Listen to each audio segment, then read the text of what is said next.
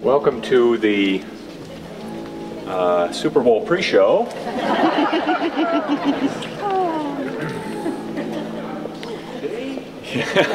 There's a game today? What? No. My name is Bob Kingston, and I'm Portland Opera's resident historian and lecturer. I'd like to welcome you all here today to our discussion of Puccini's Turandot.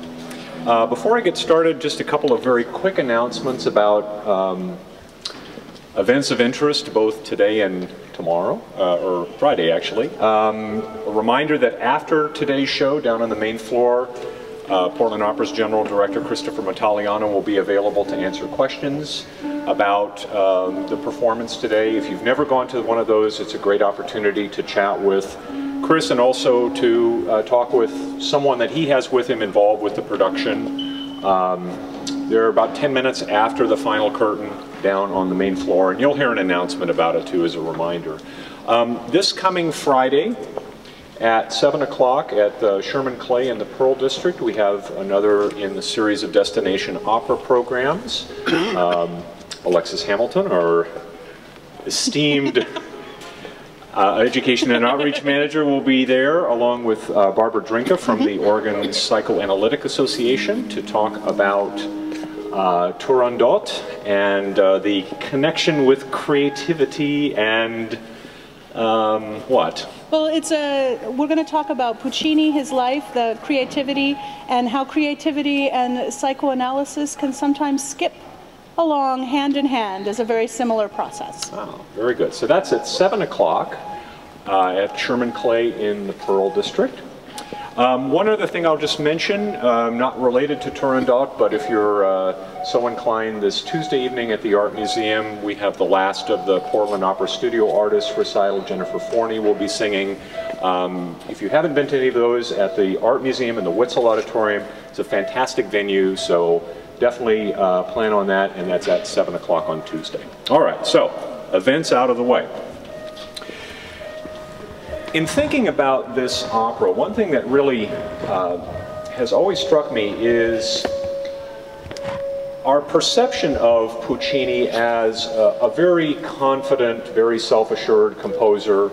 As we listen to operas like La Bohème, Madame Butterfly, Tosca, the music that comes out seems like it was just effortless. And what we find as we dig into Puccini's background, as we read a little bit more about him from people who knew him, and as we look at his correspondence, which are very rich, is that the creative process for him was actually not very easy. And this opera in particular, which was his last opera, was fraught with all kinds of difficulties. And I want to talk a little bit about that today, and I'm going to read to you some of the letters that he sent to one of his librettists. There were two librettists involved with this project, Giuseppe Adami, who he had worked with previously on the opera La Rondine, and who had also provided the libretto for one of his three operas called the Trittico, which immediately preceded Turandot, and Renato Simoni, who was a journalist and who had written a play based on the life of the Venetian dramatist Carlo Gozzi, who had himself written the play that served as the basis for this opera in 1762 called Turandot. So these two gentlemen were pressed to work with Puccini on this project. Now, one thing I should mention about how these librettists came into contact with composers. In the 18th and first part of the 19th centuries, librettists were typically associated with a theater. They were on staff, and they were often referred to as poets. And when a theater commissioned a work, or an impresario commissioned a work from a composer, that composer was assigned a librettist, a poet, who is connected with the theater. That's how, for instance, Mozart came in contact with Lorenzo da Ponte for his three great operas, Figaro, Don Giovanni, and Così. About the middle of the 19th century, that starts changing a little bit, and writing librettos becomes more of a pastime. Very few people are involved in writing librettos on a day in and day out basis. Most of them are journalists, most of them are doing other things, and that's the case with both of the librettists that Puccini worked with on this particular project, and also some of the others that he'd worked with prior.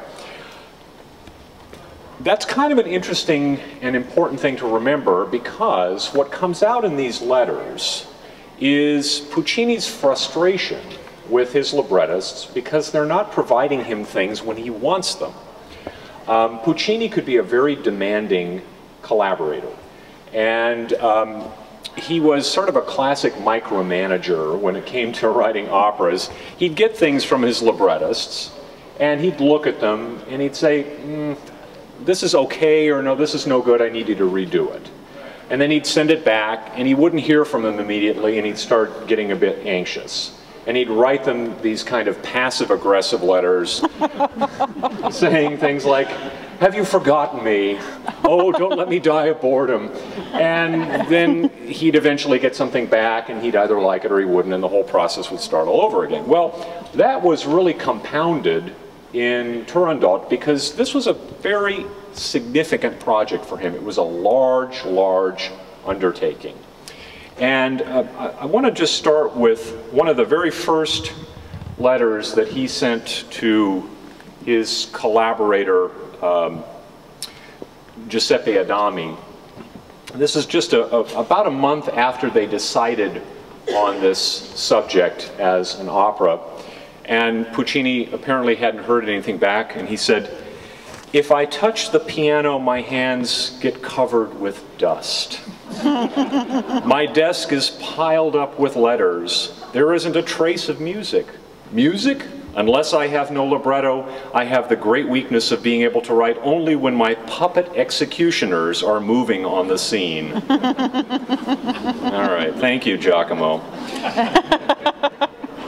About a month later, he had started receiving things, and he writes again, and most of these are going to be addressed to Adami.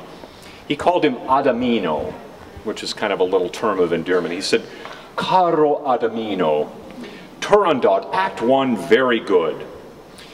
He uses a term here I'll define, and I'll mention it a couple times, mise en scène, which is a French word, and it just simply means kind of the general layout of things, the sort of structure of things. He said, I like the mise en scène. The three masks. Now here's another thing that needs to be defined.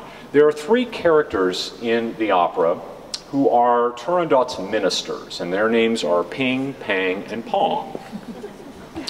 And these are characters who come from, at least basic, from the Gozzi play. In Gozzi's story there are 4 of them, and in that play they're a holdover to a style of dramatic production known as commedia dell'arte, which was an improvisatory style of performing in Italy in the 16th and 17th centuries. What Puccini did in Turandot was he took these 3 characters who in the Gozzi play really don't interact a whole lot. They're more commenting on what's happening, and actually fully integrated them into the story. So I'll mention a couple of times that term masks. That's what that means, those 3 characters, Ping, Pang, and Pong. He says, the masks are very successful. I'm not quite sure about the effectiveness of the clothes, but I may be wrong. The truth is that it's a good act.